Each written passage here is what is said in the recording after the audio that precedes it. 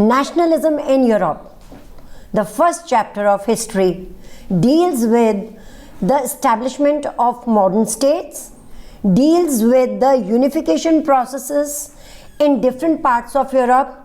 It also deals with certain factors, it also deals with certain terms which are relevant in today's scenario, and these terms are also relevant to establish a social and democratic republics. Hello students, first chapter of history. As you all know that it is about the European continent, and generally there is a phenomena, generally there is a belief that European countries from the very beginning they are developed and no problems were faced by them, and from the time immemorial they have been like this only. But no, the fact is that there were struggles, there were revolutions, there were unification processes, there were different types of struggles, either led by the common people or led by the workers and peasants or led by the different sections of the society, including the professionals, elites, democratic leaders, etc. So the chapter starts with figure 1.1 of Frederick Sorio, and the question in the board examination, who was Frederick Sorio? So Frederick Sorio was a French artist, and in 1848 he prepared a series of 4 prints, and the first print became very popular, which is in your syllabus, that is given in your NCERT page 1, figure 1.1. In this picture, now this picture based question can also be asked in the examination, so just look into the picture and I am giving you the detail of this picture, figure 1.1. Frederick Sorio, when he prepared this image which have been showing to the world a world of social and democratic republics. In this figure 1.1, you can see a Statue of Liberty, and the Statue of Liberty, she is surrounded by a long train of the people from all the ages, from all the categories, from different European countries. They are marching in a long train and they are paying homage to the Statue of Liberty as they pass by it. They are paying homage to the Statue of Liberty, they are passing by, and the people from Germany, people from different countries, people from Italy, they are waiting in a queue, they are waiting in a train, and France has just reached to the Statue of Liberty. France, about which you have read in class 9th. In 1789, there was first reflection, or it was the first Republican revolution, the first reflection of Republican revolution in France, and that told people about equality, liberty and fraternity. Also told people about republic, democracies, social and political democracies, etc. It has France, the people of France have just reached to the Statue of Liberty. Now something would be going on in your mind that I am saying that in 1789 it was the first expression of Republican revolution in France. But actually, after this revolution, after the government of Robespierre, it was Napoleon. In 1815, the rule of Napoleon ended in the Battle of Waterloo. He was badly defeated and he fled away, sent to St. Helena. After that, there was again conservatives rule. After that, again in 1830 there was a revolution, and finally after 1848 it came to be known as a true nation state and a stronger country. So that is why in 1848's image, France has just reached to the Statue of Liberty, and here you are asked the question, what do you mean by Statue of Liberty? As we all know that the Statue of Liberty is an allegory. It represents the liberty, allegory, a female figure, personification of an abstract idea of liberty. Liberty is personified, which was prepared by the French revolutionaries. So the Statue of Liberty stands on the shattered remains of the absolute institutions.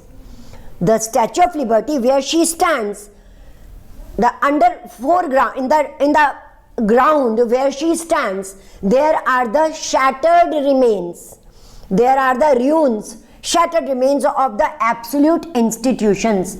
And absolute institutions here means the absolute monarchs, or you can call them autocratic monarchs, and the church. So she stands, Liberty stands after winning over these absolute institutions. It is symbolic.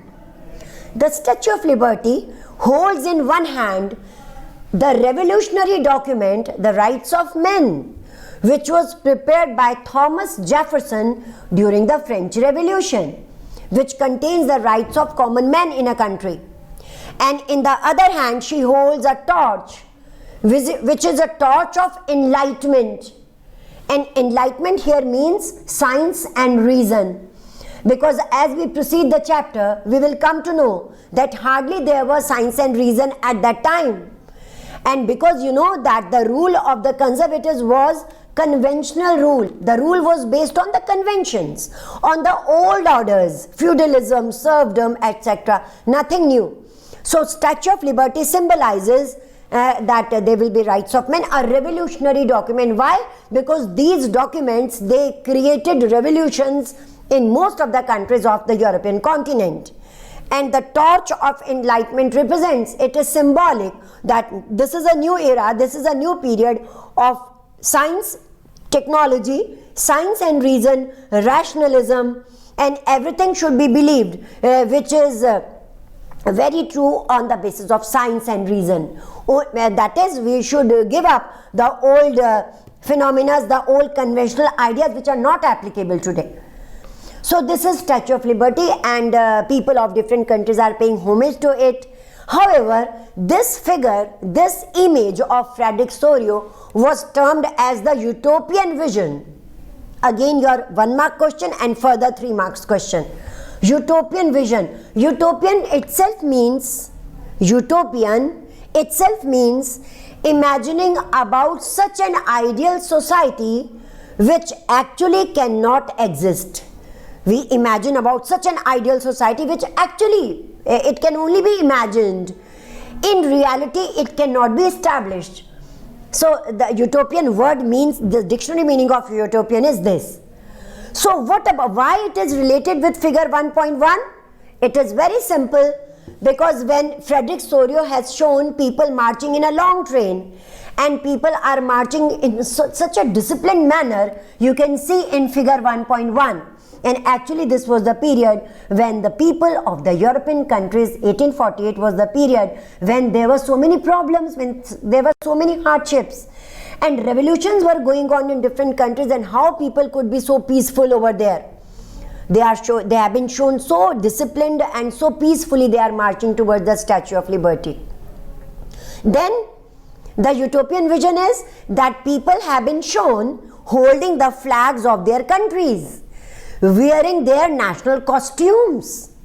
And hardly by 1848, as the chapter will proceed, you will come to know, hardly by 1848, European countries were nation states. Mostly the European countries were not nation states by now. And in most of the regions, there were two autocratic empires. They themselves were the patchwork of kingdoms. They were Habsburgs and Bourbon. Habsburg Empire and the Bourbon dynasty. About Bourbon dynasty, you must have read in class 9th about Louis XVI. He was the king of the Bourbon dynasty only. So people are holding their flag. So people blamed on this image and called it a utopian vision, how Frederick Sorio could show people holding their flag, because flags are there in the countries which are nation states. And by 1848, hardly they were nation states. And the third thing that was put on the picture, figure 1.1, that the Christ, the angels and the saints, they are gazing upon the scene from the heaven above. You can again put that page before you, first page of your chapter, figure 1.1. And as I am telling you, just note it down. See over there. In the sky, in the heaven above, there are saints, there are angels, and Christ They are gazing upon the scene. Gazing means regularly they are watching the people, that how they are marching, how they are paying homage to the Statue of Liberty. Do we see saints, angels and Christ heaven above or in the skies? No. So this was put before that. It is a utopian vision. However, Frederick Sorio said that the flags that I have shown that people are holding are not the flags of nation states, but these are the flags of liberal hopes.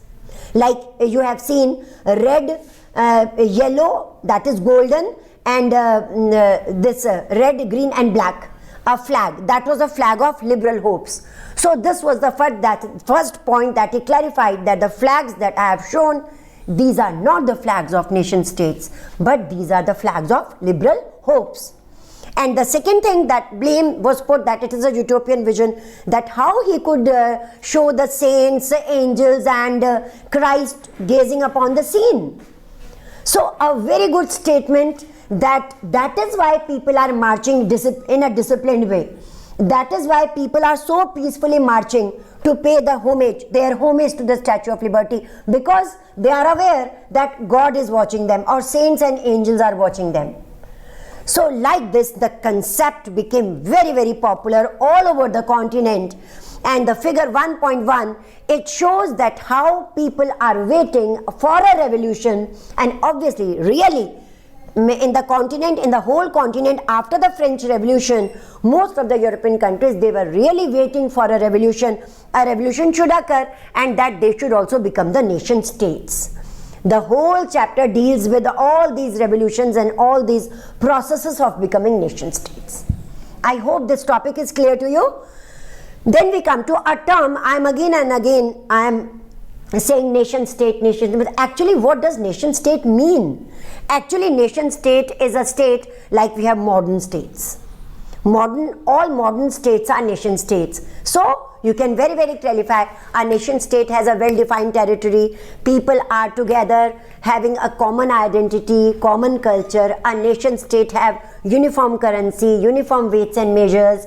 A nation state is also a state where it is a republic, means where heads of the states are not hereditary, but they are popularly elected by the people. Nation states have sovereignty, which means that the governments are able to frame their internal policies as well as external policies on their own independently, means no other country can interfere in their matters. According to Ernest Renan, see page 2, source. You can see in the glossary, in the right hand side of your page, it is written about Ernest Renan, culmination of people's endeavors. People collectively belonging, collective identity, people's endeavors, their achievements, together it forms a nation. So this is about nation state, correct? In the next lecture, we will discuss further about how the French revolutionaries adopted the different measures after the French Revolution, and how Jacobin clubs were formed to popularize the idea of French Revolution, not only in France, but in Holland, Switzerland, much part of Italy and other parts of the continent. So till then, you prepare your notes, and it's a very good bye from me.